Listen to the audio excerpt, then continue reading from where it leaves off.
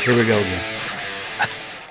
All right. Welcome back to GoRacing Sim League official podcast. Who knows what episode this is? This is our in-between season podcast where we're going to talk about last season. We'll review that. We got a couple of special guests. They'll come in and speak to the series and how it went, and then we'll talk about next season. We do have about 4 or 5 main changes that we're going to try to implement for next season that'll mix it up a little bit, make things a little different, but still keep the heart and soul of what the league is in place. We don't want to screw things up too much. Main thing we're going to try to do at least 75% rain races this season. I think that was a big thing for Mikey there. But no, we'll talk about the changes there. Ken, before we get started, you got anything you want to share? Any good jokes? I didn't even bring a joke tonight. I'm prepared. You got other things going on. Kind of forgot about a joke. Just wanted to thank you guys for joining us tonight, and thank you to our 4 or 5 listeners that aren't here tonight that who are going to end up listening to us babble on tonight. Yeah, I was going to say, who's going to listen to this? I think everybody that listens to it's here. Yeah, I think so. So why the Avon lady walk funny? Since you didn't bring one, why did the Avon lady walk funny? Her lipstick. Okay, moving on. Ba-ding bing. All right. So we just wrapped up our first season of 2025. It was a great season. We had some really good battles and things going on. But you know what? Before we go through that, let's introduce everybody. Since I'm not sure what order everybody's in on your screens, I'm just going to go from left to right and down, and I'll introduce everybody, and you can just say hey and maybe tell us a little something about you or your season. So the first person, top left, somebody I've raced with for many, many years now. I don't even know how far back it goes, but Mr. Ed Adams, who did not intentionally wreck anybody this season. Yeah, you know what? That was my biggest goal going in. Just stay calm, brush off the shoulder, don't kill anybody. It was close. Close a few times, but we're all good. We made it. Yeah, no, it was a great season overall. The Mustangs was the first full season in the Mustang, and myself and Mr. Watts in particular, we kept those Fords, pretty close around the top 5 consistently, and moved through the field pretty good. So we'll be moving on to the next long season, continuing with the Mustang. So yeah, we'll be looking forward to seeing everybody out there again. All right, and then next I have John. So John was my competition this season for the most part. At the end, we were battling pretty close for a championship there. John, have you been around since the inaugural season? I know, yes. Mikey, you have. Yeah, we joined at the same time. Okay, yeah. So he's a long-time member. Actually, several of you on here, I think, joined during the first season. Starter members, yeah. Yeah. And you actually, John, you've been on our podcast before too, right? Yes. Okay, next we have Ken, my co-host. I don't know if you want to say anything there, Ken? Yeah, well, just had a better season than normal. Cleaning up my racing a little bit better. I'm getting a little bit better at this road course stuff. I still don't get it all the way yet. I still rather stay on dirt, but we're having fun yet. I'm with my friends, with all the good guys that I'm racing against here, having a great time. So looking forward to the 22-week season coming up. All right. Next is our multiple pro championship driver, Lois. I had to train people how to say your name. It took a lot of time because you spell it different, but Lewis Lockshine. You'd be funny trying to figure out, get AI to say the way you spell it the correct way, because it does not like to. There's only 5 letters in it. Yeah, but they can't pronounce it correctly. Yeah, no, that's true.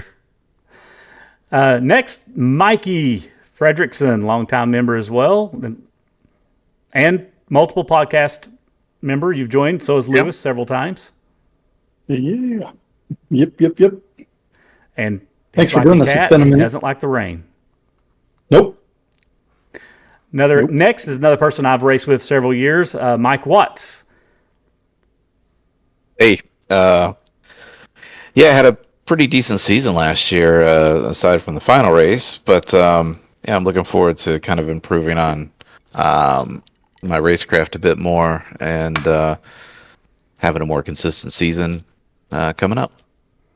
All right. And then next, I thought he'd have green skin, the alien, Sam Buck. Welcome, Sam. What's up, fellas? What's up? It's funny that you guys call me Sam because Sam is just my legal first name, and it's what iRacing has because I put it down when I first bought my account years ago, and I don't go by Sam ever. So when you guys call me Sam, I always get tripped out that you're all calling me. I'm like, who the hell is Sam? Oh, it's me. I actually go by Marshall, or Buck, one or the other. But you guys don't have to call me that. I'm just letting you know that that's just like a weird thing for me. Just so you know, I can change your name in the league, so it can show up as Marshall. Yeah, that'd be perfect because it's been the weirdest thing when you guys call me Sam. Just remind me because I'll probably forget. Just remind me. I can go in like the way I put the pro and the EM tag in front. I can actually change your name. So yeah, that's perfect. So I'll call you. We'll change it to Marshall there. I never knew that. No, none of us did. I was always weird. I didn't want to just like post it in Discord, so I was like, "Hey, this is a perfect opportunity to bring it up since I'm introducing myself." So, matter of fact, I changed Mikey's, right? Because wasn't yours was it Michael or Mike? Yeah, it was Michael at first.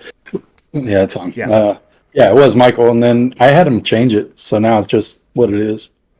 And then next we have Chris Payne. Yeah, hello, fellas. I just want to thank everybody for some good racing. I think for me, it was my most improved season, and looking forward to the next one. And I think, did I skip you, Matt? Did you jump in the middle there a second ago? I did. Yeah, Matt Cushion. Yeah, I think it was because I turned my camera on, so it moved me in the thing. But I actually did. I was proud of my season this time in pro. I was sticking up with the top 5 quite a bit for a while. My qualifying pace was a lot better. Just need to work on the consistency in the race and avoid unavoidable wrecks, which I don't know how I'm going to do that, but I'll figure it out. You can run in the back. That makes it easier usually. Yeah, then I'll probably just be the one wrecking people, so I don't want that either. And then last but not least, I think, Kevin Banks. He moved on my screen again. When y'all turn your cameras on, you bounce around. Got to turn your mic back on there, Kevin. How are we doing? So this will be my first season with GoRacing. Thanks to Mikey and John, they kind of drugged me in. I tried to stay out of everyone's way for the first season and just kind of, make it one step at a time and, enjoy what was going on. We'll see what next season has. It takes some getting used to. You had some fast laps. Sometimes you just got to put it all together. It takes time to learn how to put a full race together. We've got some drivers in this league who are really fast now and consistently in the top 5 that seasons prior to that would wreck out of every race. It takes time. It takes time to kind of figure out how to put the full season together. Okay, we actually have a special guest, 2 special guests here to kind of recap last season. So for all of you all, because of the way I've got to do this so you can hear it, I need you to just mute your microphones for a minute. So while Skippy and Billy Ray do a sort of recap of last season, hopefully you all can hear it okay when I turn it on. And take it away, Skippy and Billy Ray. Greetings, GoRacing Sim League members. Skippy McThrottle here, and with me is the man, the myth, the most obnoxious pain in the ass, Billy Ray Burnout. It's nice to know I live rent-free in that melon-shaped head of yours, you stupid wanker. I have 2 questions. First, what the hell is this? And second, why do all these ugly dudes have their webcams turned on? No one needs to see this shit. Hell, this looks like a casting call for Datelines to Catch a Predator. Your webcams deserves hazard pay for enduring the grotesque parade of faces you lot are subjecting them to. It's like a digital crime scene. Okay, that's enough, Billy Ray. These fine gentlemen are all members of GoRacing Sim League, and they have asked us to provide a quick summary of the season that just ended. Oh, that makes sense. They sure look better with their helmets on. Let's start off discussing last season. The 2025 season number 1 for the GoRacing Sim League had a total of 42 different drivers competing in the 12-week season, 22 in the pro class and 20 in the amateur. The drivers competed in tracks all over the world, from Australia to Europe and the United States. Yeah, we might have had 42 drivers in total, but about 1/2 of them pushed out mid-season, and we really had about 20 to 24 drivers that competed weekly. Well, that's fairly normal. We always see a decline in participation as the season gets near the end. Anyway, let's look at some stats from last season, starting off with qualifying results. Billy, I bet you could not guess who sat on the pole the most this season? That would be the great Speedus Christ, the messiah of medium downforce, the one and only Sam Buck. Yep, out of 12 races, Sam was on the pole in 10 of them. That's like 83% of the time he was on the pole. Someone call up Larry Flint and get that man a job at the Hustler Club. He really knows how to work the pole. Larry Flint is dead, you dumbass. Anyways, the only other driver to win a pole this season was Lewis Lockshine with 2. Yeah, looking at the average starting positions, you can see that we typically had the same 3 in the front each race. Sam had an average starting position of 1.3, Lewis with an average of 2.2, and Kerry Cantera had an average starting position of 3.0. In the amateur series, Daniel Scheffer had the highest average starting position with an average start of 10.7. It's not where you start, but where you finish that is important. That's what she said. Okay. When looking at the drivers who attempted at least one half of the races, Kevin Rupert had the highest average position gain per race at 3.8 positions per race. The driver with the highest average finish this season is Lewis Lockshine with an average finish of 2.1. Sam Buck was next at 5.8, and Shane Papala was third with an average finish of 6.5. Looking at wins, we see that Sam Buck won 50% of the races and ended the season with 6 wins. Lewis Lockshine was very close behind with a 45% win percentage, winning 5 races. The only other driver to win a race was Chris Miller, who won in the only race he raced this season. Looking at the amateur class, we see that Kevin Rupert had the most amateur series wins last season with 3. Looking at the Safe Driver Award, we actually have a tie. Both of these drivers raced in every race and ended the season with an average incidents per lap, or IPL, of .13. Those drivers are Ed Adams and Kevin Rupert. Ed Adams also tied Logan Davis for the most number of quality passes this season with 56 in total. What qualifies as a quality pass? I got no fucking idea. So you just dropped that stat with no earthly idea what it means? Good Lord. Moving on, let's talk about our pro and amateur champions. We had 2 great battles in both series this season. At the end, Sam Buck was able to beat out Lewis Lockshine by a total of 6 points and claim the Pro Series championship. Interestingly, the bonus points really played a role in the championship, as Sam ended the season with 6 more bonus points than Lewis. This means all the poles that Sam won are a major reason he won the championship. Very interesting. Moving on to the amateur series, we had another 2-way battle for the series championship between Kevin Rupert and John Enriquez. Yeah, this battle was actually extremely close with about 4 races to go, but John had a couple of bad races in a row at the end that allowed Kevin to pull away and win his first championship in the amateur series. I guess this means Kevin now has to move up to the Pro Series and get his ass kicked. True dat. Well, guys, thanks for letting us participate, and we look forward to covering the next season. And dudes, please turn those webcams off. Seriously, no one needs to see this shit. Billy Ray out. Mic drop. Boom. Alrighty. Could y'all hear that okay? Oh, yeah. Yeah, it was good. Okay.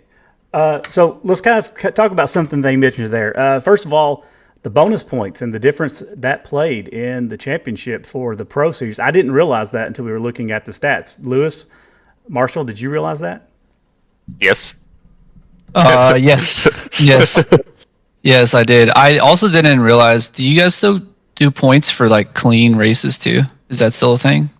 It is. Yeah, I didn't think about that until like 3rd race left of the season. Honestly, I was like, wait. This season we had the least races with people finishing clean. Like we had probably more races with no safe driver than we've ever had. Like it seemed, I think it was more the track selection than anything, because some tracks, they're just they're built to have off tracks. And but yeah, I was surprised when I saw that. When I was looking down, I was like, oh wow. I mean, I knew y'all had a close battle, and overall, Lewis, you had a better average finish because Sam had Marshall, you had a couple of bad races where you had bad finishes, and that it was the first 2 races, I think, because the first race in Daytona, that was the first one back from my knee injury, so I hadn't raced since I injured myself, and then the second race was not my fault, but it is what it is. That's racing. And that kind of like ruined my points for a while until the drop races came in. Yep. Without those races, even if I would have, finished in 2nd or 3rd for Daytona, and then I think I had pace to fight Chris for the win at the Nürburgring. So if 1st or 2nd there, that could change points as well, but it is what it is. Still was fun racing regardless. So just so you know, you're going to be receiving at some point something kind of similar to this. It's a plaque. Oh, that's dope. So one of our sponsors, coffeeandglittermom.com, Shane's wife's company, this was where we won the Daytona 24-hour event. They made them for us. So I don't know what it's going to ultimately look like yet, but working on that. So Shane will probably reach out for you for your address at some point and send that your way. And then I told him I don't need one because I already got that. Plus, I don't want to pay for my own award. That just feels weird. Plus, when I go down and I say, I won, my son goes, you won? I was like, he goes, did you win or did you win the amateur class? I was like, oh, I won the amateur class. And he goes like, he always does that. He always doesn't count. So he makes me feel really good after a good race. Okay. Anybody else have anything recap you want to talk about last season? What are your thoughts about it? It was fun. I enjoyed it. Yeah, it was good. I liked most of the tracks. So we had a couple of changes last season. Mike Watts, I know one of your thoughts on one of them, but two of the main changes that we did last season. First was we added one fast repair, and we were kind of curious how that would do. My first concern was that's going to cause people to drive a little more crazy early on, knowing they got a fast repair in their back pocket. We didn't see that. We didn't see that at all, actually. What were your thoughts about the fast repair? Do you think it's okay? I don't think I ever used one. Yeah, I think it was good. I forgot it was even on the table because there was an incident where I was behind some cars and at Coda, I think John and Elaine were getting after it, and John had to check up because Lane got sideways, and I ran in the back of John, and I forgot about the fast repair, so I had damaged like the whole race and forgot about the fast repair. But yeah, it was nice at Barcelona. Yeah. So. Well, we were talking about the fact that it's not like in oval racing where you have a bunch of cautions and you get back together. You're still penalized by having to go in, especially if it's not during the normal pitting cycle, right? Yep. And you have to be careful. So I know a perfect example, Lane Allen at Long Beach. He didn't know he had damage at all, and when he pit, he had fast repair turned on. It was very minimal damage, right? Like I think he lost a mirror. It wasn't impacting his speed, but it fixed it and used his fast repair. And then like 5 laps later, he wrecked bad, went in and didn't have a fast repair. So you have to pay attention. You know, it's always important. It's a good idea to uncheck that damn thing until you know you need it. Mine's always unchecked. What was that, Chris? I uncheck it because it's checked, normally. Yeah. It's set by default. Set that up in the INI. Yeah, set that shit up in the INI file so you can turn off. You can turn off your fuel, tires, and fast repair in the INI file. So that's what I do. I have to manually turn mine on if I want to use it. That's why I forgot about the one at Texas. So. Yeah. Well, yeah. If you have it turned off by default and you don't think about it, you don't realize it. That would make sense. The other change that we made was with qualifying, where instead of having like a long practice and then a 10, 15-minute qualifying session, we just said the whole practice is qualifying. And I noticed, like, Marshall, you really took advantage of that. You probably turned more laps in qualifying session every race than anybody else. Like, you were in there. I used it for practice a lot. Yeah. Well, yeah, we all do that, but it seemed like it really benefited you. So I know, Watts, you said you weren't a super big fan of it. How did everybody else feel about it? The only issue I think I found with it, I really liked it for the most part. The time where it had issues is if there was rain during the practice session, and then it started out dry, so you had to get in at 7:30, or you weren't going to put a competitive lap time in because the rain just made the track undrivable. Well, not undrivable, but you wouldn't gain time. So that's the only instance I found that it was a real big issue, or even at where was it? The other American track. But the rain, Sebring, it dissipated, so you had to like try and put last minute laps in to try and put a competitive lap in. So I think the rain was the only thing that caused an issue with the full practice or the full qualifying session. Yeah, but if you spun or got sideways or maybe dipped off track, you had to start over. Like if you spun and it would tell you that you had to start over in the pits or it wouldn't count your laps. Yeah.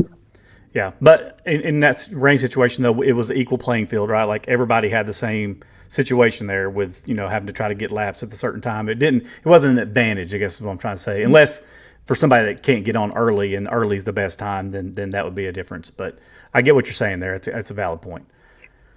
Anybody else have any thoughts on it? Rain still sucks.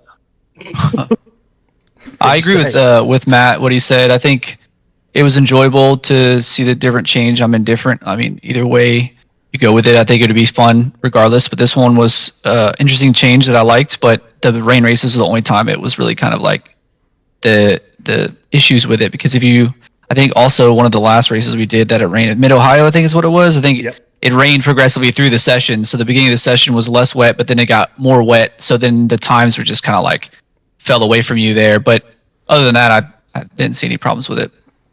Well, here's the reality. If you looked at the qualifying, it was still pretty in line with general qualifying. Same people were still up near the top. Same people were still down near the back. It kind of evened it out a little bit. The biggest thing for me was every time you go into pit, it give you a black flag, and it's like, what the hell's going? It took me a race or two to realize what was going on there because it didn't like you pitting during a qualifying lap. But okay, those are really the only main changes that we kind of had last season. And to be honest with you, I think the qualifying thing, Shane, Ken, and I talked about it, and I think we agreed we're just going to leave that the same this season because I think more people liked it than didn't like it, and it gives people. We had certain situations where, like in the past, with a smaller, shorter period, people get in front of people and get in their way, and you only had a 10 minutes, and if somebody messed your lap up, it messed your lap up. Or other situation. Not looking at the person on here, but there's a person on here and his teammate would draft together and help each other, right? And what if you didn't have a teammate to help draft and help each other, right? So this was something we just thought might be, an interesting idea, and I think it worked out better than I expected, to be honest with you. It also you don't always do what? So you don't always need a teammate to draft off. I got my lap on Daytona because I was behind Ken's big BMW all the way down the backstretch, and it gave me such a fast time. Yeah, the BMW on the straightaways is fast too. On the opposite side of that, you could have somebody dragging ass, being a roadblock. Yep. Let me pull up. I forgot I got to pull up the schedule for next season real fast. Give me 2 seconds. I didn't have a problem with the teammate thing. It was pretty fun to use your teammates. I think the only reason why I got pole in Daytona was because I was behind somebody going down the back straight and I got a draft, and that was the only reason why, because I was not expecting that. That's not one of my strong tracks, so it was a shock to me, but it was definitely because I drafted somebody going down the back stretch. Especially Daytona. Yeah. There's major drafting at Daytona, so yeah, absolutely. Glad you could join us, Logan Mitchell. Thank you for joining us, man. Logan. Hello, everybody. Yeah, I without you around, Logan, I didn't know what to do after the races because used to, after the race, I'd go downstairs and turn on yours and watch your stream just to see how it went for your group, and I didn't get to do that this season. Yeah, you either get to see me really composed and focused, or I'm just screaming, dropping F-bombs every half second. I like the F-bomb. Do that more. It's usually a mixture of both. It depends on what lap it is. That is true. Depends how drunk he is. I don't drive drunk. That's the podcast time. Oh, is that a Kevin only thing? Yeah, let's go with that. Yeah, let's go with that. Okay, so what you missed, Logan, is we just recapped last season, which you don't really care about because you didn't drive in it anyway. So you're here at the perfect time as we move on to next season. So are you going to be able to race with us like from start to finish this season, or is the soccer league still going on? I am hoping I should be good. My son did soccer, then he did t-ball, so now we're taking a break this time, so we'll be good. All right. Well, I know how that goes. Yeah. Okay, so now let's talk about some of the changes coming up this season. There's a couple of pretty big changes. And, we've talked them through to several of the admins, and we've talked with others, and everybody's given I've asked for opinions and ideas. And by the way, we're not out of time. If there's something we still think makes sense to implement, we still got a week to do so. Matter of fact, I got one thing I want to run by everybody here and get your input on before we do it. But for the first thing, the first major change is the length of the season.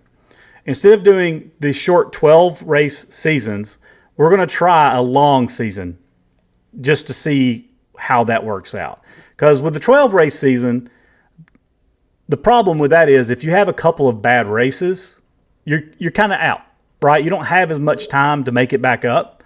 Whereas on a longer season, you have longer time to average out your races. Also, I'm not going to lie. I'm not going to bullshit you all. It's actually easier for me as an admin to set up one long season versus a bunch of small seasons. Okay, it's believe it or not, it's basically feels like double the work when I'm doing this, multiple seasons. So instead of doing 12, we're going to do a 22 race season this season, and it's going to end right before Thanksgiving, and that will leave us from Thanksgiving through the New Year to maybe do some kind of fun thing. If you remember a couple years ago, we did like the teams event and things like that. We can figure out what we might want to do in that little period of time, but that's also a holiday season, so it's not as popular in terms of people participating. Same thing is with the summer, which this is going to go through the summer. We know the summertime is when participation drops. Vacations, real life happens. So this 22 race season, we're actually building in 6 off weeks. And most of them are built around the summertime, around main vacation periods, like 4th of July, for example. Not all. There'll be one or two, I think, like in October. But so there's going to be 6 off weeks. But during one of those off weeks, which I've got scheduled as August 14th, I would like for us to come up with an idea to do a special event. So that do not have any ideas on what the special event would be. So that one's totally up for everybody. But I would like to say it's an off week that it's not going to, the points won't impact the season. So it's still an off week, but some kind of special event that we can do for fun. Let's put our heads together, come up with a good idea. We don't have to come up with it now, but be thinking about it, and we'll see what we can do there. Now, here's a couple of things. So I mentioned the qualifying is staying. Also, a new rule that I forgot to mention that we brought in last season as well, halfway through the season, was the restart rule or the start rule. Basically, on starts, you have to stay in line until you get to the start-finish line. I didn't want to bring that rule in, and I didn't for years. But we kept having issues with people kind of jumping the start a little bit. And by not letting them pass, even if they jump the start, it kind of fixes that problem, right? Because they still have to whoa up because they can't make a pass before they get there. I didn't see any issues after we implemented that. So I'm going to leave that rule there. It's only one time, right? It's one time during the whole race when that applies. We'll still have one fast repair. Now, here's what's new. Here, first of all, this one I think everybody's going to be happy with. Unlimited manufacturer changes is allowed. So if you want to change manufacturers every week, have at it. I have a feeling most of you won't. But if you want to change 2, 3, 4 times, you can now. We're not limiting or preventing people from doing that. So if we know there's a chance it's rain and a certain car's better in the rain and you would rather drive that one in the rain, then by all means, you can do it. Any complaints or issues with that? I don't think most of us are going to bounce around from car to car. No. Not on a weekly basis. I mean, if I'll throw my 2 cents in, I know I've been gone forever. Yeah. I don't know. I kind of liked that you had to pick your manufacturer and stick with it through the season. That way you couldn't do the whole this car is better on this track thing, car track combo. I liked that you had to kind of just know you were going to be weak on a certain track. Like, for instance, the Porsche wasn't very fast on, let's say, Road America. It's not very fast there. It doesn't have the straight line speed. So it kind of, you knew your places where you could make up your time and where you couldn't. I don't know. I liked that about that. Yeah. We're going to try it I do agree with that. So what was that? I was just saying I agree with him on that. So well, and that's the reason we did it. That was the reason for the rule. But, as we've been observing the races, it seemed like in general, the fast guys were always the fast guys. It didn't matter about car, in this situation, the Corvette, every race was pretty much in first place, right? No matter what the track was. Now, I do agree, you are right. Some tracks are different. But we just wanted to give a little more flexibility. If we don't like how it's working out, if we see something weird, maybe we'll take it away next time. Plus, this is a longer season, right? So people may want to switch cars up a little bit. So we're going to allow it. I don't know. That Chris Payne was pretty fast once he switched to Acura. It was like that Porsche was holding back. So yeah, I found some pace with that car. There's even like a next version. But I'm not switching. There's a version of that you might like. We can see how it goes this time. There's a version where like maybe you can choose 2 or 3 cars and you can switch between. Like I don't know how hard on the admin side on that'd be to track, but you could pick 2 or 3 cars that you could switch between, but you can't do all 7. Yeah, it would be or whatever. It would be hard for me to track that. I would have to know what everybody's cars are and pay attention. Right. Yeah, it would have to be an honor system thing. Say all or nothing. Yeah. I mean, because I've thought about even like seeing if I could do. I would love to give everybody the setup and say, this is the setup we're racing, but it's going to be open. I want you to use this setup, but if you want to change ABS or traction control, yes, you can. But I would love to do that, but I just know competitive spirits out there. Somebody's going to know what they're doing. They're going to get in there and they're going to tweak that damn setup. And that breaks it. I do wish iRacing would give us that ability to do that. You do in the IndyCar of all things, but not in our GT cars. Yeah. We can't. Yeah. I mean, it's kind of. I've been sending messages to tech support every time they push out an update, asking them, "Hey, this is broken."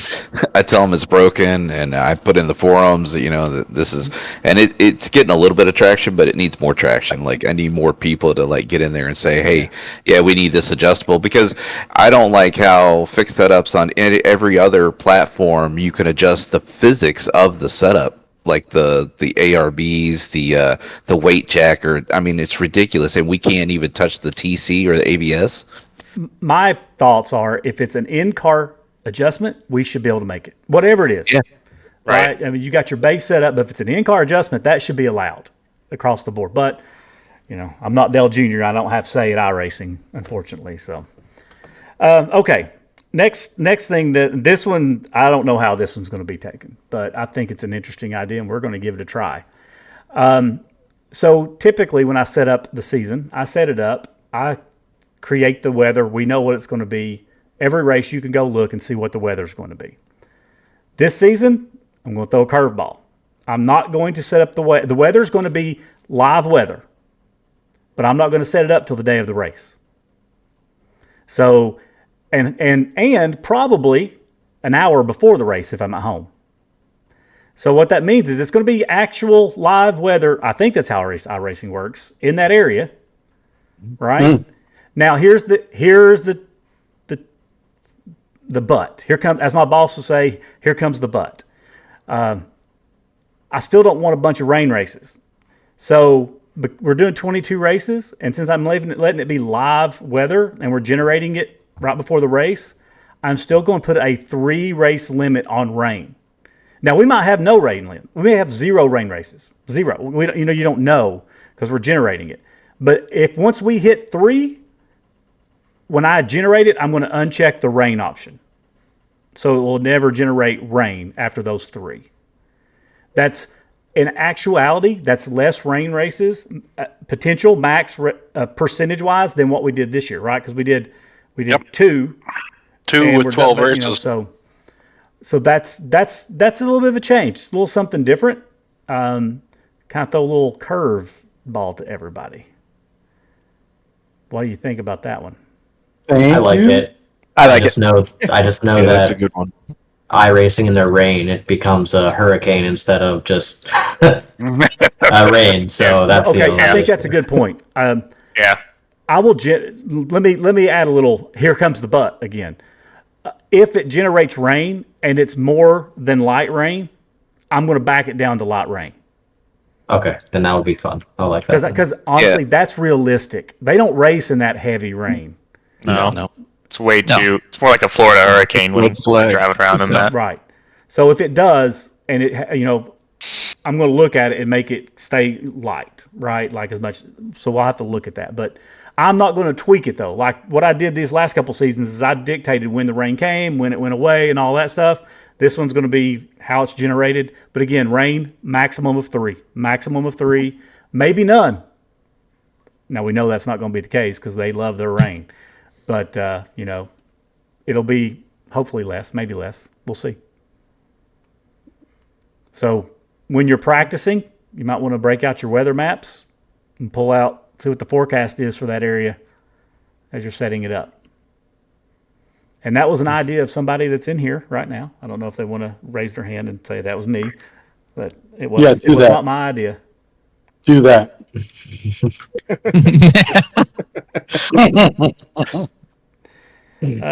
Okay. This one also was an idea of somebody in here.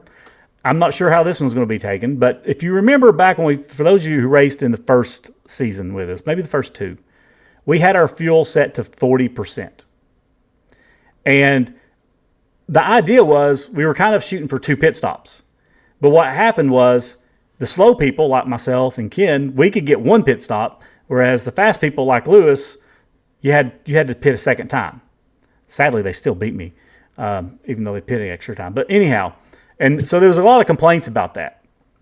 So we're going to go back to trying to do 2 pit stops, but we're going to bump it down to 30% fuel instead of 40. So that should guarantee everybody has to pit twice for a race. And possibly a third on an 80-minute race. I would say probably guaranteed a third. Unless you're Shane and he just fuel saves the entire race and figures it out, because that was impressive. When he came out of the pits and I was behind him and I go, he's still got a pit, right? And then I'm catching him and I caught him and I was like, he's not pitting. There's no way he's pitting, not this time. And then I realized I have to make an overtake here because I have to get around him. And he went the whole rest. Lewis was just as shocked as I was. He was like, you went the rest of that race on that one? He's like, yep. I was like, oh, that's impressive, brother. That is really impressive. That was impressive. Yeah. I think I played a tiny role in that because he was stuck. I got around him in the first corner and he was stuck behind me for the entire time that first stint.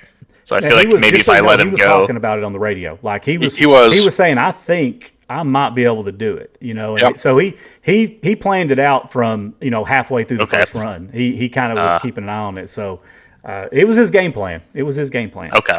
Now that was impressive. One of the reasons we were looking at this is we do like strategy to sometimes play a role.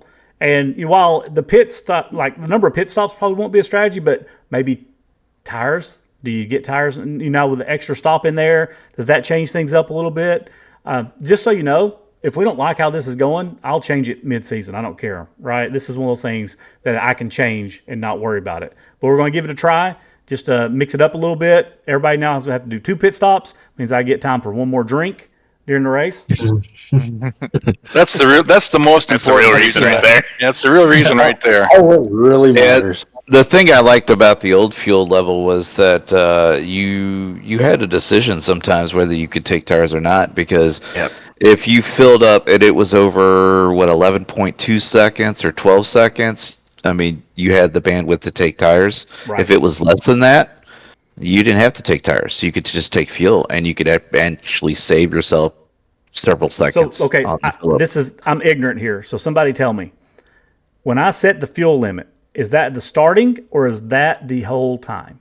That's the whole time, right? It will only let you put 30% in again, right? Correct.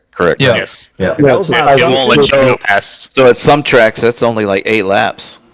And then you're in for fuel and tires or whatever, and then you come back for another 8 laps, and then another 8 laps or whatever. I don't know. I would for our 1 hour races, it should be 2 stops only. That should get us easily just 2 stops only. Everybody. That was the reason we bumped it down that much. So that was the thought there. Okay. We could do 35. It's tweakable. What about qualifying? Same fuel load for qualifying? Yeah, it should carry over when I set it up. I assume those settings are on both. When you I don't think you can change it between quality and fuel unless it was open setup. Then you would change it. Yeah, no, when you go in and make the horsepower changes and all that stuff, like we do for the Daytona and stuff. I think that's just across the board, qualifying and racing. I like the thought process of having more of a strategy in the pit, but I'm trying to think. Even in the hour races, most people were pitting anywhere from 30 to about 40 minutes into the race is where you're pitting. So I mean, if you're reducing it by an additional 10%, 30%, I don't 17 minutes 30%. Or something. Yeah, so we're only looking at like 20, maybe 25 minutes of racing. I can almost guarantee that no one's going to change tires in the pits. Like 20 minutes of racing, and you're probably solid unless you've slid around a bunch of times. But most people are just going to gas and go. Yep. What about like taking rights and then lefts? Well, our races generally are not usually long enough that you necessarily need tires regardless. Well, those tires are designed to run for an hour because the fuel load, if you have 100%, is going to run an hour. So if you take care of your tires, don't beat them up on that first stint. I mean, you can go without changing tires that whole run. And there's a few times where I wanted to keep the tires with temperature on the car rather than coming out and cycling colds, and being sketchy Especially for in the wet. Especially in the wet. So yeah. So, well, the reason I bring it up is just because I know we want to add, more choices, make the strategy there. But with 20 minutes, I mean, the tire wear is going to be so minimal that most people, I don't think it would be a strategy. It would be more or less like, all right, hey, I just need fuel and I'm going to go. And there's not so much of like, do I need to take less than a full tank? Because you're only 20 minutes in. So you're going to take it all. Let me ask this. Then what about going back to 40% like we did? Because that did make strategy. You had to, how you raced made a difference. At 40%, I do recall there were some tracks where you had to do 2 at the very end. You had to take like a quick splash, or you were gonna peter out before the end. But some people some didn't. But that also had your fuel saving. So you're like, all right, hey, I'm gonna be slower around the track, save some fuel, but I don't have to. So there's more strategy I see there with the fuel saving, because there was potential to make it to the end on one stop, where if you do 30, there's almost no potential to make it on one stop. I'm not against 40. I loved 40. I thought 40 was perfect because it did add, strategy to it. But, a couple of the fast guys were really complaining. Luce, I don't think you really complained. You never complained about it. I wasn't here for it. Oh, you weren't? You okay. No. I joined right at the 60%.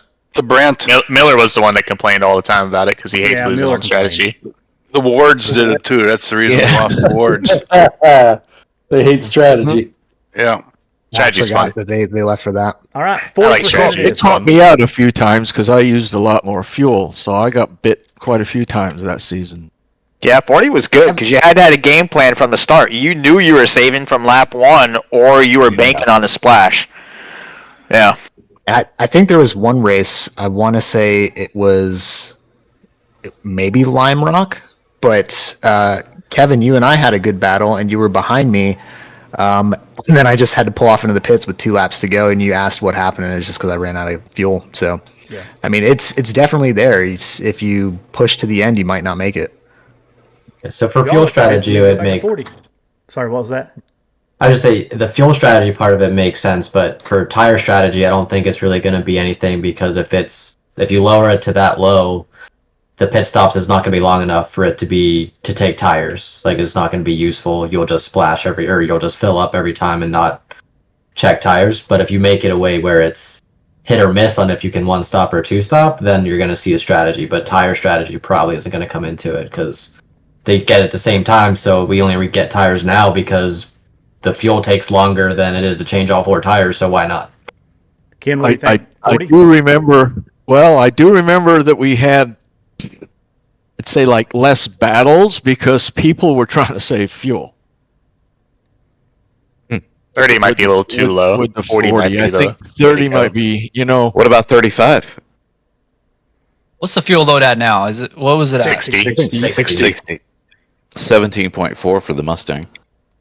It's 16.4 for the one and only Audi. So it's 16.5. Maybe 40 would be the better option then. And maybe again, 40 is what we had, and 40 was the way we initially designed this league, was around the idea that it was going to be that kind of iffy, right? Mark, could you or could you not? I think it's smart too, because if you do the 40, then you can choose which pit stop you're going to take tires. If you're going to take tires, whether or not you want to take 2 lefts, 2 fronts, 2 rears, or if you want to not just gas up on the first stop and then maybe get tires on the last. But yeah, that also adds strategy with the 40, I think.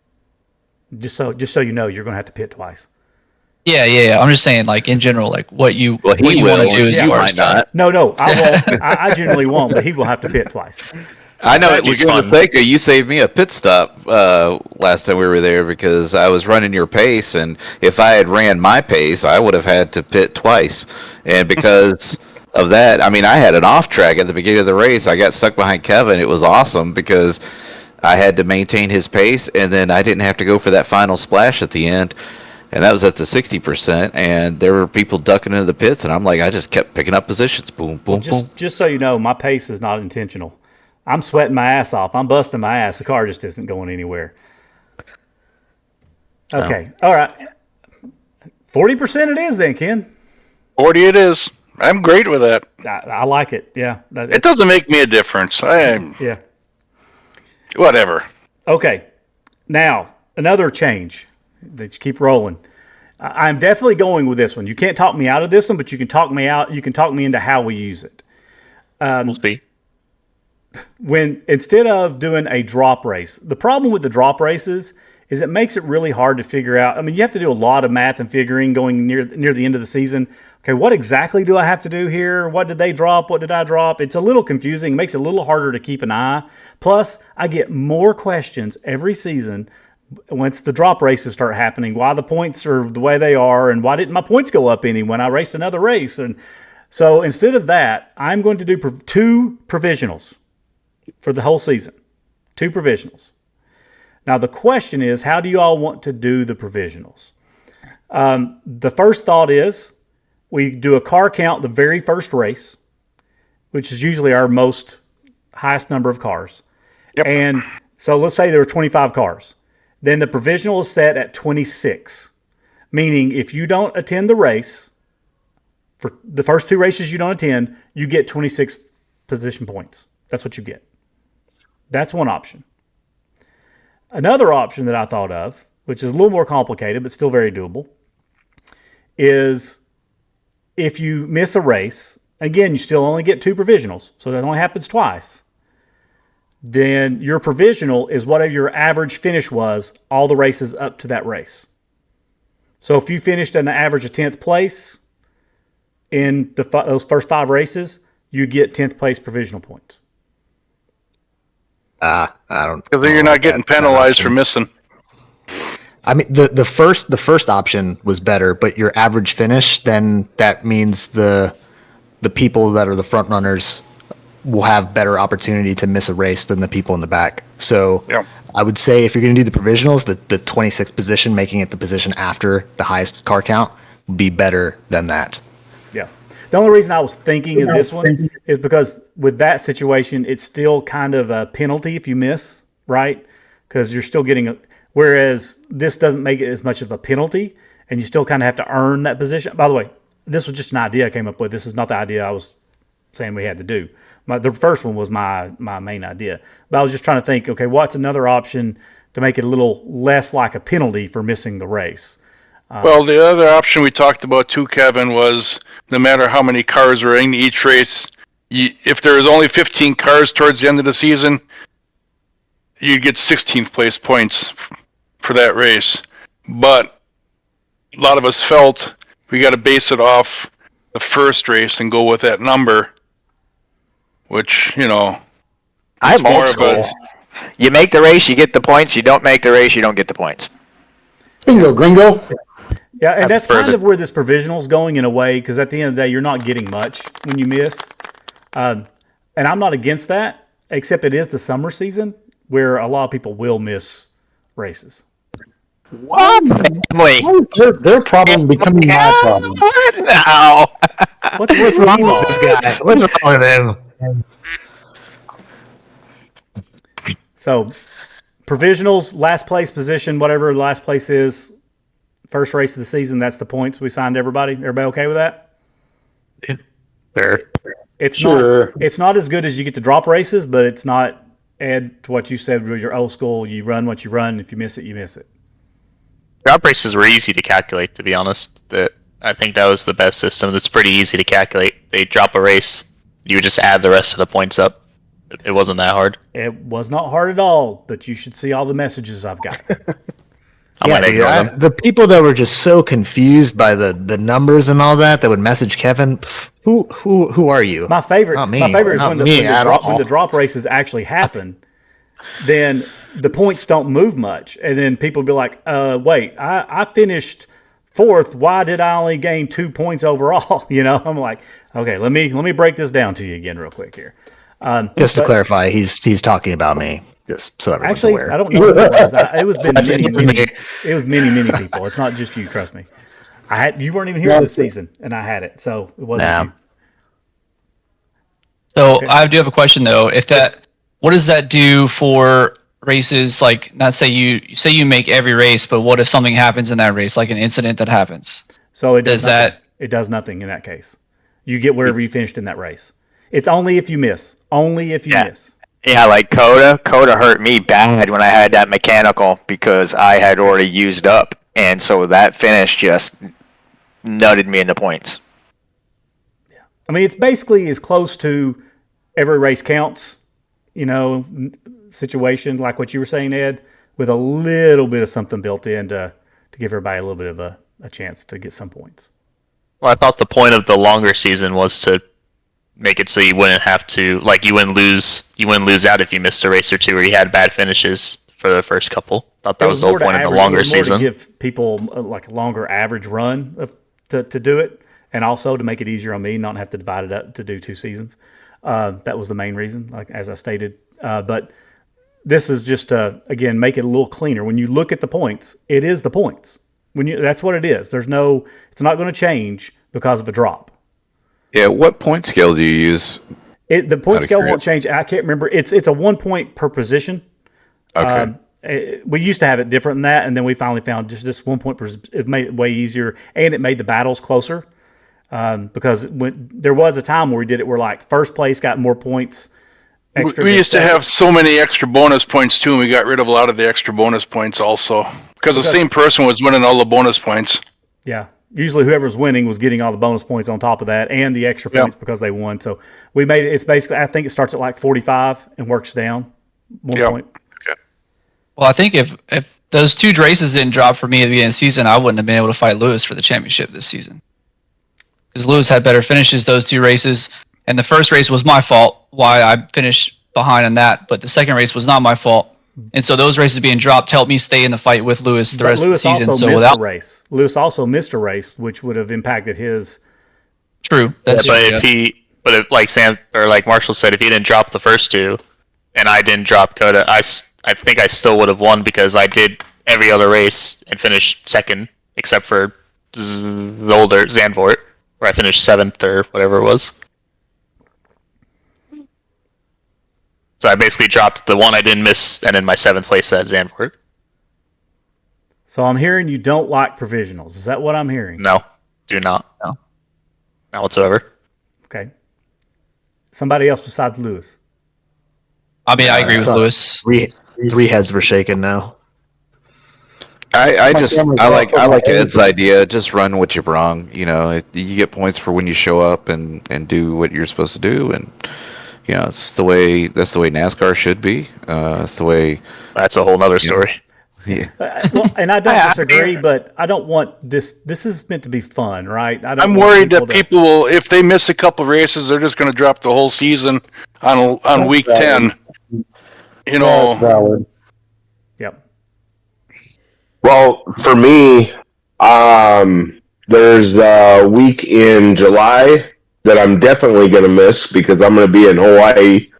And then there's a possibility in the beginning of August I may have to miss another week because I'll be out on one of those salt flats working on a salt flat car. Yep. And so with the schedule, there's 2 weeks we're off in July or June and July. Like those 2 weeks, there was 2 were off then, and then in August there's also an off week. So maybe you'll be lucky. There's a whole month break between June and July. We got so June 19th to July 10th is near a whole month. Yeah, you get 2 weeks. It's 2 weeks. It's 2 weeks. Is what it is. How about a end of season point bonus to the drivers that make every race? I am not against that at all. Yeah, because I made every race, but I had some bad finishes. I guess that got written off, but some people, if you win every race and you just show up for the ones and you win them, and you drop the 3 races that they didn't show up and they still win all the other ones, and they're still number 1. So what do you think the bonus should be? Again, keep in mind it's 1 point per position. Right. Yeah. I mean, I think I would have to look at the point spread, to see like maybe enough that maybe it moves a driver 1 or 2 positions, maybe like no more than 10 points for the whole season, or maybe like 22 races. I don't know. I don't know. If you want 22 points, it's a point a race for making a point a race. So you get 1 point a race for a perfect season. So I could. Yeah. And that 22 points is enough to potentially move somebody for sure. Maybe even a couple spots if it's really close. Well, I could just add a bonus point for competing in the race. And then if you miss a race, then you're losing that bonus point. No. That seems unnecessary. You want to give the advantage to the person who's supporting this league every week. Well, okay, let me ask you this. This season, if you that's a point of race. That would be the 22 points that you were talking about, Ken. Right. Out of all the drivers we had this season, the guy who missed one race wouldn't get any of those 22 points. Right. Out of all the drivers that we had this season, how many of the drivers completed all the races? I think I did. I did. I can tell you. I did. So I mean, I'm wondering if we're just a handful. I was at every race. The only race I didn't complete because I disqualified because I wrecked my car was the first race, and that was when I was just like. If you take the green flag, if you take the green flag for the race, that is a race completed. Yeah, so I did that for every race this season. Nine drivers started all 12. You can't qualify and not race. You have to take the green for the race. It's like a start in park. You have to at least start in park. You have to turn a lap. That's right. You have to turn a. 9 drivers started all 12, and then 10, 11, can't count, 12, somewhere around 14 people did 11 races. So yeah, if it's the majority of drivers are doing all the races, and then I wouldn't worry about it and a special bonus at the end of the season. But if it's only 2, 3, 4 drivers out of the entire grid are doing all the races, then I think that's worth But on a 22-week system, and with summer, it cut it in half, be like 12 points. So it's like half a point a race. No, he's saying more people will accrued. miss. There'll be less people who make it the whole. Why do you need 1 bonus point for showing up to a race where you're going to get maximum 45, 46 points? Right. So in my theory, it'd only be an award for doing all the races. I mean, like 90% of each race. You're not just popping in, starting 1 lap, deuces, I'm out of here. No, you got to do like 90% of the race type of deal, or at least 70% of the race in case you have a mechanical, or maybe even 50% of the race in case you have a mechanical. But yeah, if you got 3 or 4 drivers out of 15 to 20, yeah, bonus points. But if you got 10 out of those 15 that are doing it, then just let the points be points. I'm not against that. I mean, I'm not against that. I don't want it to be massive, right? But I'm thinking like 5 points would make sense to the drivers that competed in every race. I mean, yeah, 11's probably would put you several positions up the way the points finished this year. Like look at the points, how they finished this year, and add 11 points to one of those, and you'll see how much. But that point spread's going to expand because we're going to a 22-week system instead of a 12-week system. Right, and we're not doing the drop races, so yeah, it could potentially be. Well, we're not. I haven't made that decision yet. So I've been in leagues where people run the league to make it how they want. That's not the way I do it. I do it obviously if it's to be a league the way I want it, be an oval league. But to be I want it to be something that people want to come. I want this something that everybody likes. And now you can't make everybody happy. That's not going to happen. I can't make every one of you. I cannot get you all to agree on this call. But I would rather lean more towards the consensus. So if most of you really prefer just stick with the 2 drops versus the provisional, it's not a difference to me as an admin in terms of how I set it up or anything. Like they're both going to be set it and forget it for me, right? Like once I set it up, that's the way it will be. We were just, trying to avoid the confusion that we've been getting from a lot of people with the drop. So I'm not against it. I mean, what if you added 2 more drops since it's a longer season? So it'd be 4 drops. That I don't want to do. That I don't want to. I get what you're going for, and I agree. But actually, I just I think we're just going to. I want to leave. I don't want then it just gets way too much, right? Yeah, we need an incentive to bring people in. Right. And keep people in. Right. How close was the point spread for the races this past season? For the pro and the AM, the championships were very, very close, going down to the last race or two. Okay, because that's when you guys readjusted the points. I want to say was this three seasons ago, roughly. Probably. I don't. Yeah. Around that time, because I remember the point spread for the first 5 people. I mean, it was 5, kind of close, and then a rocket gap. The season that I participated, so not this last one, but the one before that. I mean, Kerry and I were what? I finished ahead of him by 1 point, and the front runners, we were all close, and through the bottom, everybody was really close. So, I mean, if you're keeping the points close, they're in a good spot, and if we start messing with them a little bit, it might throw that off. But at least for me, that was an incentive to keep racing. Not that I wanted to miss races at the end, but now you're like, all right, I want to beat this guy by the end of the season. So, well, and this is exactly why we made the points the way we did, right? We learned pretty quickly that with the gaps the way we had it, once halfway through the race, the leader is impossible to catch, right? They just had such a lead, and this really has made a lot more battles. I mean, I'm not touching the point system, but I do like your idea, Ed, of maybe giving a couple bonus points at the nothing major, but a couple of points saying, hey, thanks for being here every week. Here's your extra couple of points. I'm okay. I like that, actually.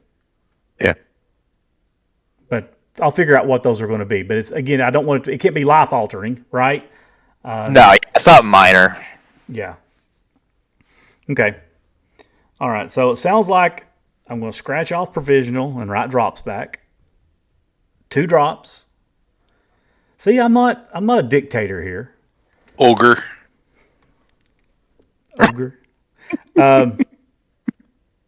And we decided 40, not 30 on the fuel.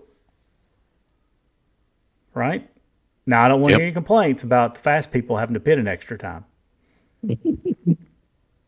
Especially when you know we're going to get them. I get you complain if we beat you because of it, but you all still come out in front of us. So you say we're gonna go to low downforce, so we got loose cars, right? Come on. I'm not touching the downforce. I think we've played around with the downforces, and the medium seems to be a really good sweet spot. Where I mean, yeah, there's some cars that struggle at times, but we've had a lot of success over the seasons with that as a fixed setup. If I were going to go away from that, I would want to go where we get a setup shop and we get their setup. It'd still be fixed, but we run like a true setup built for the track. But that gets complicated because we don't race a schedule that follows any necessary order, and that would make it really hard to guarantee we get a setup. And makes it more difficult for people to practice because then we'd have to somehow get that setup out there to everybody ahead of time. And I'm not sure. And honestly, and most of those setups are so specific to the equipment used making the setup for whoever is doing it. I mean, you look at Motec data. If anybody has Motec and uses Motec and knows how to interpret that data, then yeah, that's like an ace in the fucking hole. If you know, so I think we should stay away from that shit. So I got one thing that I've been thinking about, and I can't figure out how to make it happen. Well, first of all, let me talk about the one thing that everybody always asks. And it's not happening again this season, and that is multiple car types, right? Like the Pro and the AM have different cars. I wouldn't mind having it, but there's multiple reasons why that's complicated. First of all, because we're also racing each other in the year-long IMSA series, and there's there's 6 of those during this next season, 6 hour and 20-minute races that we're going to have to deal with out of the 22. And we can't be flipping cars back and forth through all that. That gets complicated. Plus, some people they join this league because they like the GT3 car, right? And they don't want to ride a different car. Now, what I would love to be able to do, though, is go to 3 classes. Because I think we have a very distinct top, middle, and bottom. I just don't think we have the number of cars to do it consistently. Like if we had 30 drivers consistently, I would definitely come up with, A, B, and C, whatever you want to call them. And there would be 3 champions, right? That information I sent you with how the Porsche Cup does their breakdown, which would be 3 categories.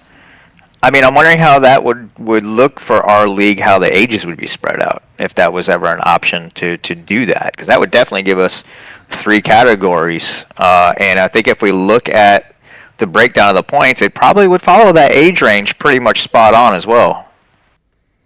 I don't know. I'm looking at a young guy here that was racing for a championship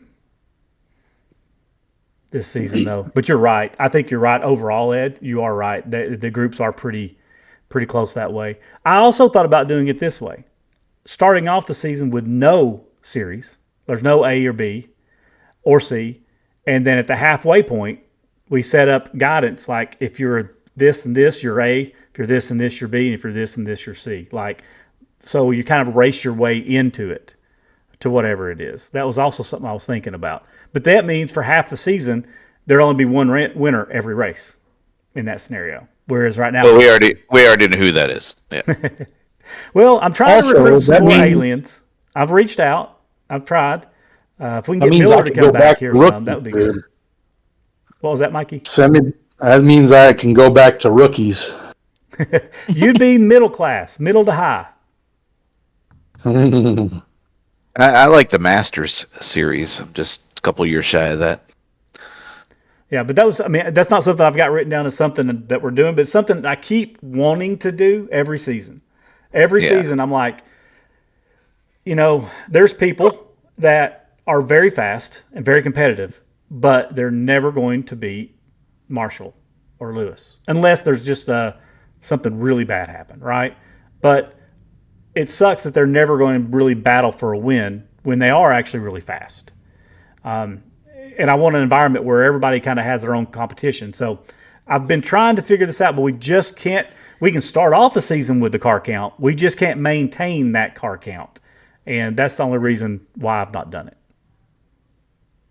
Yeah, I think that idea is pretty cool. I think it just depends on the car count.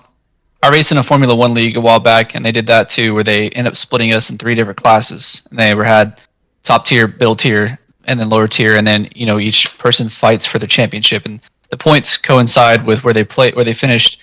But obviously, there was 3 different winners, so you were competing against people that were around your pace, so you always had something to fight. So it's a good idea. I like that, but I do agree with you. I think the car count's not 30, or there's like a good bit of people. Then I don't know if it'd be worth it to go into 3. Yeah. You have a core of maybe if there was 3 though, there would be more people. Because they have a better shot of being in their own class and being successful in their own class. That's a good point. I mean, I've not received any complaints along that line of, hey, I don't have a chance ever to win, whatever. But you might be right. I mean, maybe it would help draw more people in. Well, let me ask you this question to everybody who's familiar with the Porsche Cup rules and how they break down the 3 divisions. I'll break it down real quick. What they do is they have the Pro class, which is ages 17 to 35. Then they run a Pro-Am division, ages 36 to 49. And then they run a Masters class, which is age 50. 50 and above. So, but in this situation...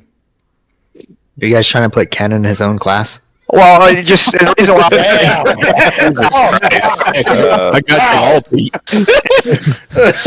I got you all beat. The reason why I bring that up is because that would enable us to start targeting that really younger demographic, the 17 to the young mid 20-year-old hot shoes that currently we don't have. In some cases, we don't want those guys either because they have no racecraft sometimes at that age. And the maturity level is really low. And we can weed those out, but I sure as hell know that if I was a 17 or 18-year-old driver on here, if I could go back, I would much rather be with a mature group than a bunch of hot heads. But there's rare people that are younger that want to be with a level-headed group of people. I think Kevin will be on the podcast every week talking about how they're banning somebody for screaming on the radio sometimes if we get, youngins sitting here. Rule that you had to be at least 18 because we had a couple of people. Yeah, we had a squeaker coming out. That one guy, Bathurst. Yeah, I remember that. So now if you apply, there's actually a checkbox where you have to check that says, I am at least 18 years old. Oh yeah, that'll weed them out. Yeah. I'm not playing with the controller. But yeah, so I mean, I would like to have three divisions. I just don't know. Like, we just don't have the car count to do it. I don't want to have 5 people in a division, right? And then out of those 5, only 3 of them show up regularly. Then it's not much of a battle. I'm just trying to set it up so all the 50-plus guys, we can be grouped together and start battling each other, because we've got a good number of drivers that are either right on that line or in that line. So we got 2 more years on 50. We're lacking on the younger crowd for sure at the moment. But I'm trying to I think the reasoning is because this league has mostly been built by people bringing their friends in, right? So because when I'm recruiting, I don't say anything out there about good group of middle to old age drivers. I say nothing like that. I just, here's the schedule, here's what we're racing. But I do think a lot of it's hey, this is my friend. We're bringing in people, and we just kind of all seem to be in a range. It's a wide range. We still have a pretty damn wide range. Yeah, how old is Lewis? 18? 25. Oh, okay. Well, I was close. Thank you, though. I appreciate it. He was what? So you were 23, 22 when you started?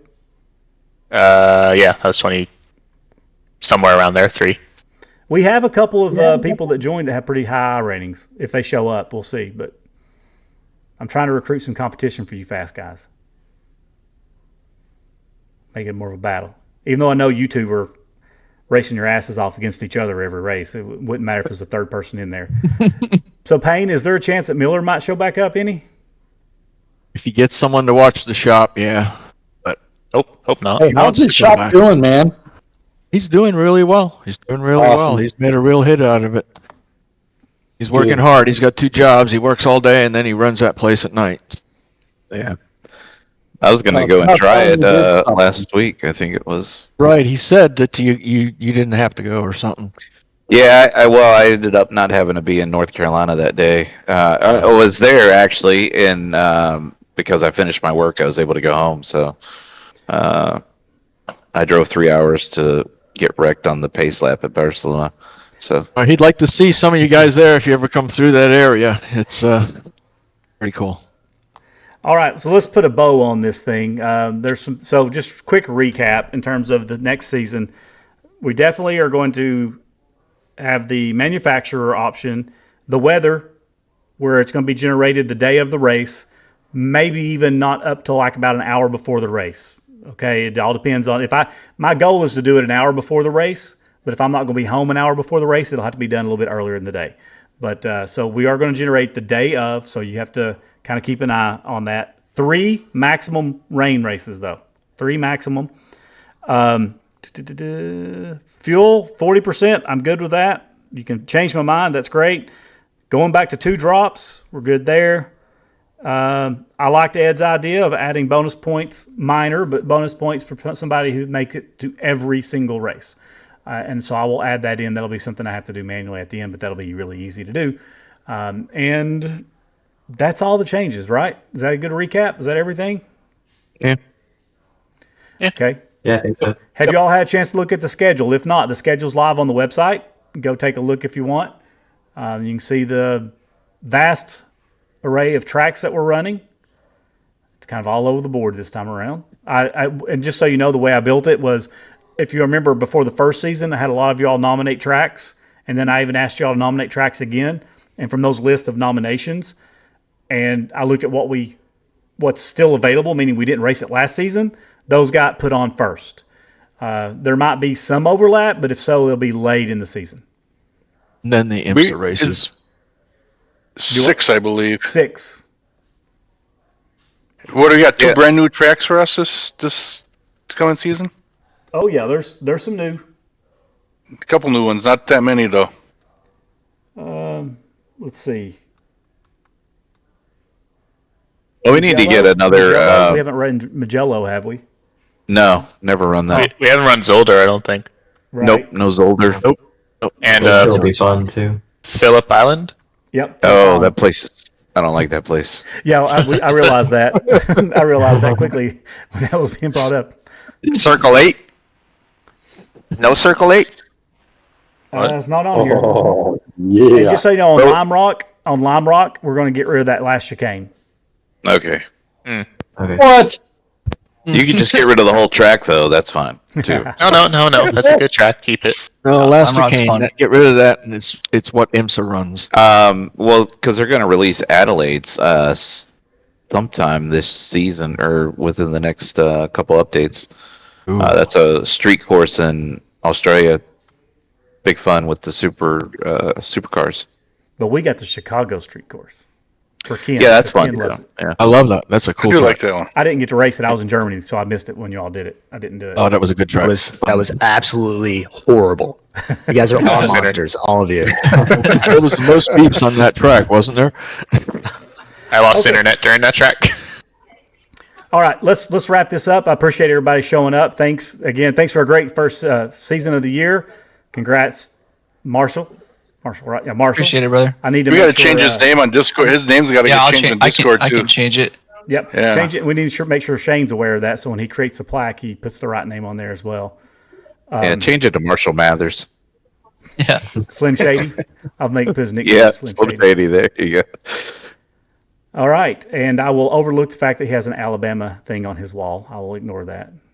Yeah, I know you're a Tennessee fan. You guys got us this year. Respect. It is what it is. Only took them you know. 100 as years if to we get didn't- one win. Like you Yeah. had us like 15 years in a row, so we had. I mean, when Saban leaves, you know, you got a big thing, a big change happening. So it is what it is. We had a rough year this year.